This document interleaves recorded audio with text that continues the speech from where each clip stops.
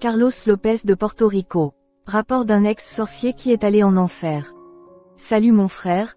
J'avais 7 ans lorsque l'ennemi m'est apparu et m'a proposé de l'argent. Je vivais dans la misère avec ma famille, alors je me suis lancé dans la sorcellerie. Je me suis enfui de l'école du dimanche pour fréquenter les temples des sorcières. J'ai commencé à grandir dans l'occultisme. Ils ont fait tous les rituels avec moi et m'ont appris toutes les bases. Dans ma vie, il y avait une grande soif pour le monde des esprits. J'ai commencé à grandir et les ténèbres m'ont offert plus de pouvoir et plus de connaissances. Je me suis impliqué dans la confrérie de la sorcellerie. J'ai été reconnue à Porto Rico comme la plus jeune spirit et sorcière. Dans le domaine occulte, les médiums qui enseignaient la sorcellerie et les sorcières étaient étonnés et ils ont reconnu que j'avais quelque chose de spécial et ont commencé à m'offrir beaucoup de choses. Satan avait un plan mais Dieu a aussi un autre plan et Dieu a dit à ma mère que je serais son ennemi et que je connaîtrais la mort et cela a été très marquant pour ma mère de savoir que son fils serait un ennemi de Dieu. Elle n'a pas renoncé à prier et à jeûner pour moi.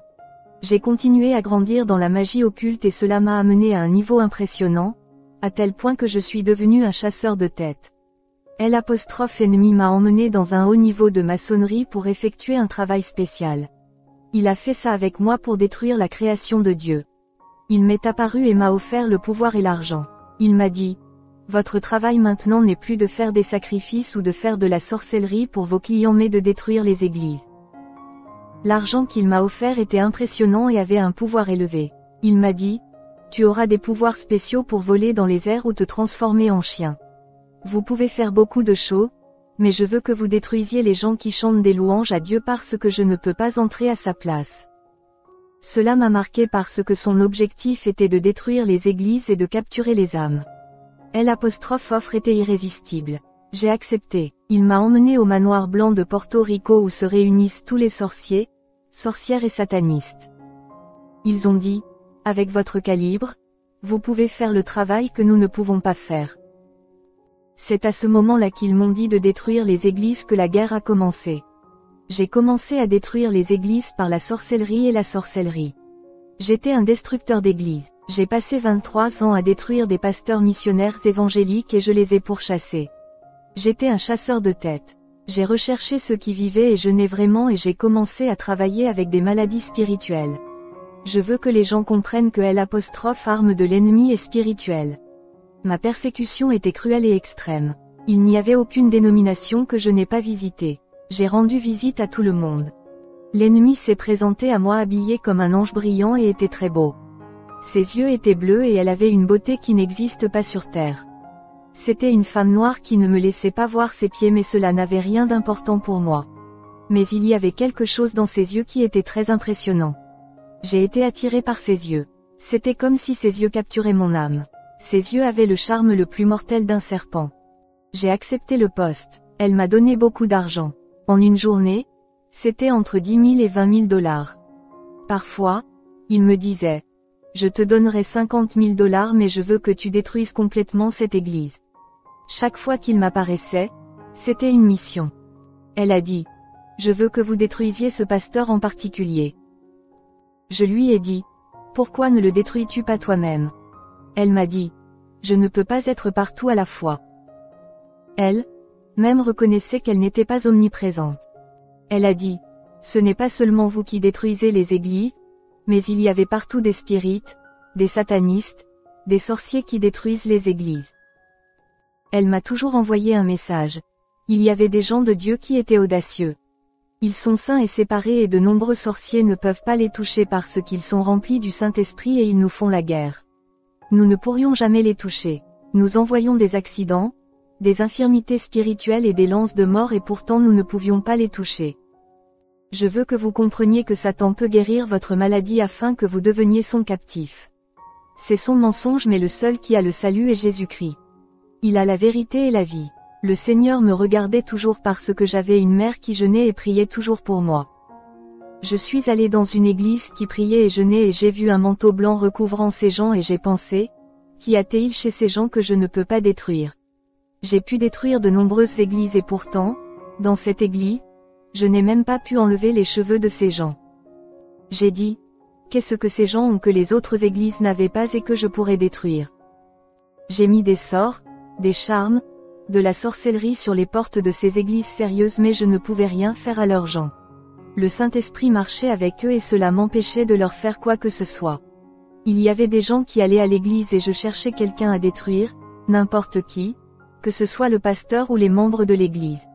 J'ai trouvé une dame qui aimait le mari de quelqu'un d'autre. Grâce à cette dame, j'ai pu détruire les mariages d'autres chrétiens. Je l'ai utilisée comme une porte ouverte pour apporter des malédictions à son église. Je lui ai envoyé quelque chose pour faire le déversement sur L'(autel) afin d'infecter les autres couples mariés. C'est fort, mes frères. Il faut démasquer le diable. Des chrétiens sont venus chez moi et je n'ai rien pu faire car lorsqu'ils ont frappé à la porte, il y avait un homme resplendissant devant eux et ensuite ils ont cassé mes statues et mes images.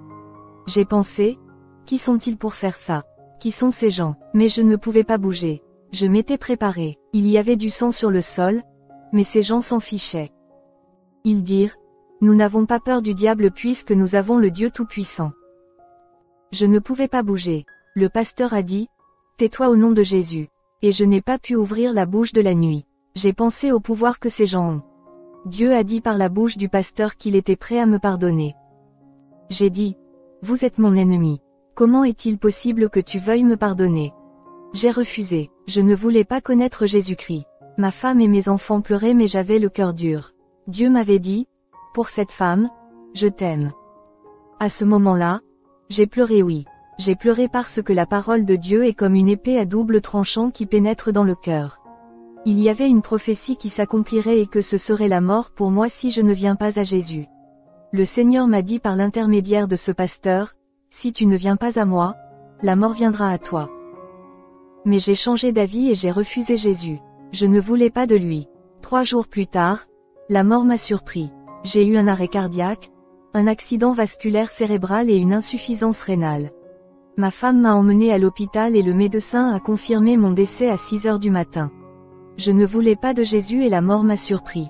Je croyais que je savais tout et que tout le fondement était dans la Bible satanique que je lisais. Mon âme a quitté mon corps. Je pouvais tout voir là-bas. J'ai vu que mon corps avait été placé sur un lit en métal.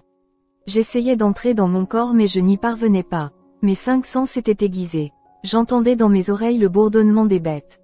En une fraction de seconde, ils m'ont rattrapé. Lorsqu'ils m'ont touché, j'ai ressenti de l'angoisse, de la douleur et de l'oppression. J'ai ressenti de la douleur parce que ces démons m'ont apporté l'oppression de l'enfer. Je donne ce témoignage et des millions de personnes descendent en enfer. Les gens ne le savent pas et y vont par ignorance. Ils ne savaient pas que Christ était mort sur la croix pour nous donner le salut. C'est Dieu lui-même qui a créé l'enfer. Satan n'a pas créé l'enfer. Dieu n'a pas créé l'enfer pour l'homme. Il a créé l'enfer pour les anges qui se sont rebellés. Nous irons à cet endroit si nous ne sommes pas allés au Christ.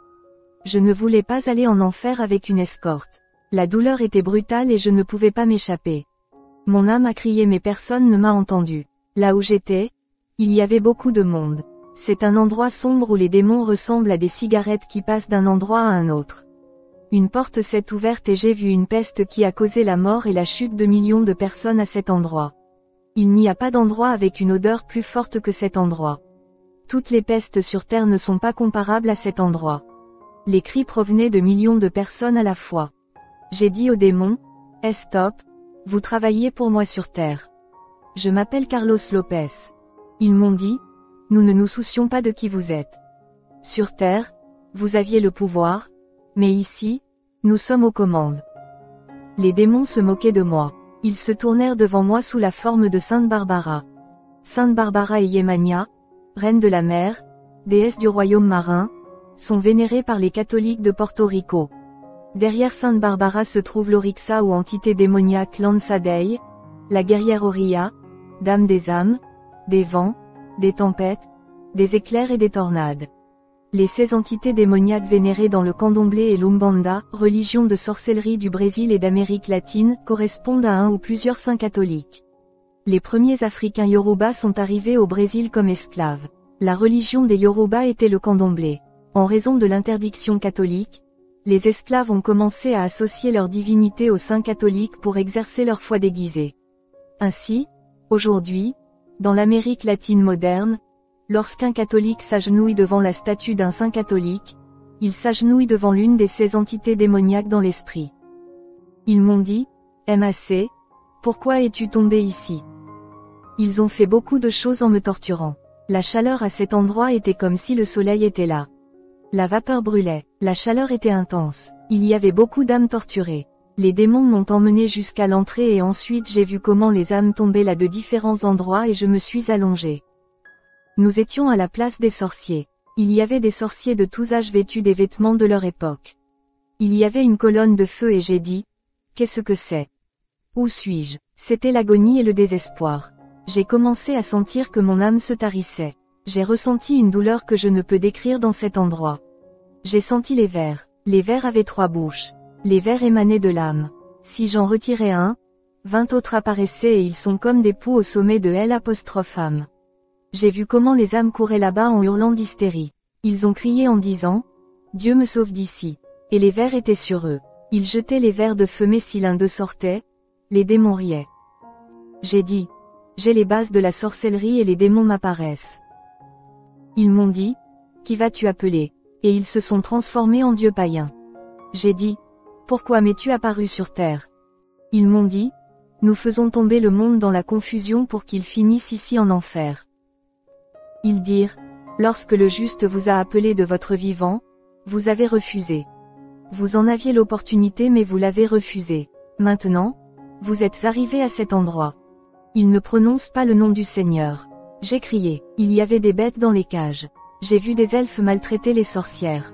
Ils les ont frappées au visage. Il y avait de nombreuses façons de torturer partout où va votre âme.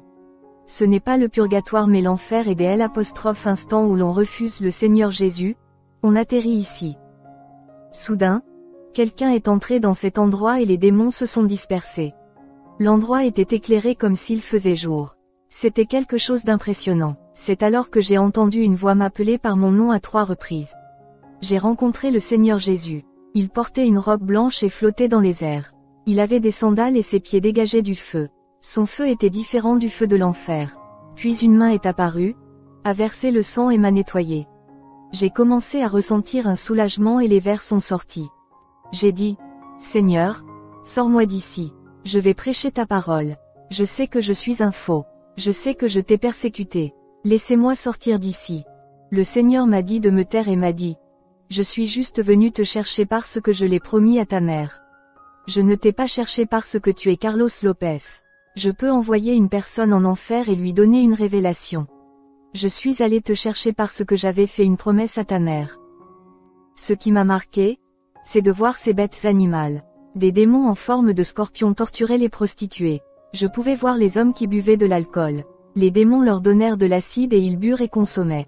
J'ai vu des montagnes de cocaïne, des montagnes de marijuana et les démons y faisaient plonger les âmes mais pas pour le plaisir mais pour la torture. Je pouvais voir des endroits en enfer où les âmes tombent sans jamais atteindre le fond. J'ai vu de nombreuses chambres mais tout était en ordre. Rien n'était agréable. J'ai dit au Seigneur que je voulais partir et il m'a dit, je t'ai amené ici pour des révélations. Il faut que vous voyiez pour que mon Père soit glorifié par les choses que je vous dis. Je fais tout pour que mon peuple ne vienne pas ici. Ce qui m'a le plus marqué, c'est que le Seigneur s'est mis à pleurer et j'ai demandé, Seigneur, pourquoi pleures-tu?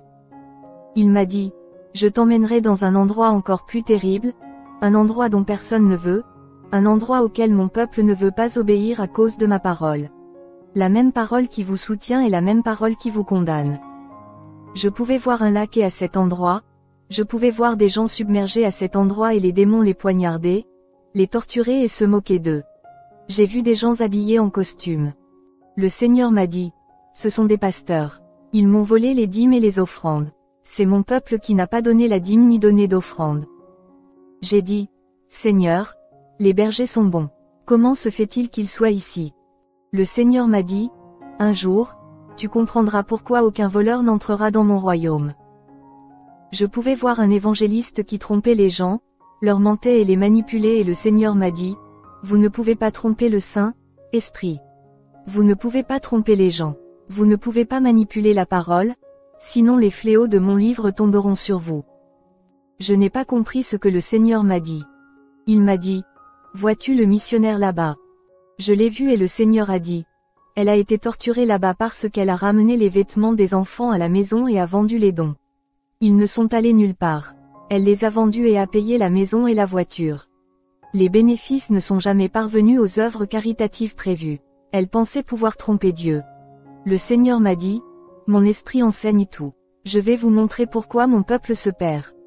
Alors le Seigneur m'a emmené dans une église où les sœurs louaient Dieu. Ils chantaient comme des anges et parlaient en langue. J'ai dit, Seigneur, où est le péché ici? Et le Seigneur se tenait derrière eux comme un tourbillon et dit, chacun d'eux a de la haine dans son cœur. Chacun d'eux est superbe mais aucun d'eux n'aime ma serviteur. Quand tu as quelque chose contre ton frère, laisse ton présent devant l'autel et réconcilie-toi avec lui pour qu'il ne te livre pas au juge. Prenez le temps et pardonnez. Si vous ne pardonnez pas, vous êtes comme un meurtrier et les meurtriers ne peuvent pas entrer dans mon royaume.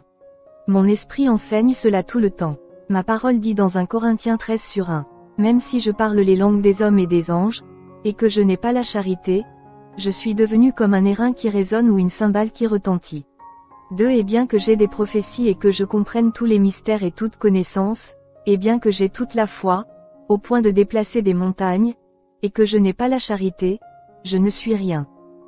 J'étais en enfer. Ma femme avait déjà signé les papiers. Mon corps était déjà dans le sac. Il ne me restait plus aucun espoir lorsque Dieu m'a rendu la vie pour dire aux gens qu'il y avait encore de l'espoir. Il est temps de retourner au Christ. Il est temps de mettre fin aux conflits et aux débats. Nous devons nous unir contre Satan et non contre nos frères. Nous ne pouvons pas dénigrer nos frères s'ils sont tombés. Il faut les élever. Peu importe l'église que vous appartenez, quel que soit votre titre, j'ai vu des gens en enfer qui ont servi l'évangile pendant plus de 50 ans, mais ils sont toujours perdus. S'il vous plaît mes frères, c'est une question d'obéissance. Que la grâce de Dieu soit avec vous, votre frère Israël, de la chaîne Jésus seul, médiateur TV. Maintenant, je vous informe à partir d'aujourd'hui que, à compter de maintenant, que nous allons changer le nom de la chaîne. Voilà, elle va passer de Jésus seul, médiateur TV à Église Baptiste Ciel de Gloire. Donc, quand vous allez voir Ciel de Gloire, ne soyez pas étonnés, c'est toujours votre frère Israël qui gère toujours la chaîne, qui gère toujours la même chaîne Jésus seul, médiateur TV. Voilà, seulement que c'est le nom qui change. Le nom qui change, nous allons prendre maintenant le nom du ministère pour mettre sur la chaîne. Selon que le Seigneur nous a permis, nous l'a demandé, nous l'a mis à cœur. Voilà, donc soyez richement bénis. Vous allez voir à chaque fois ciel de gloire, ciel de gloire, ciel de gloire, ciel de gloire, ciel de gloire, ciel de gloire. Parce que notre but, c'est de conduire les âmes au ciel. Notre but, c'est d'envoyer les âmes au ciel. Nous avons pour la vision d'envoyer les âmes au ciel. La vision de propager la gloire de Dieu par toutes sortes de miracles, des prodiges, des signes. Donc, ciel de gloire. Le ciel de gloire. Notre but, c'est qu'un jour, nous soyons au ciel de la gloire du grand Dieu. Donc, soyez richement bénis. Donc, Jésus, seul médiateur, laisse la place à l'église Baptiste Ciel de Gloire. Donc, je suis très content. Donc, c'était ce petit message-là que j'ai voulu vous donner. Que Dieu vous bénisse abondamment, abondamment. Et shalom, shalom, shalom, shalom, shalom, shalom, shalom, shalom.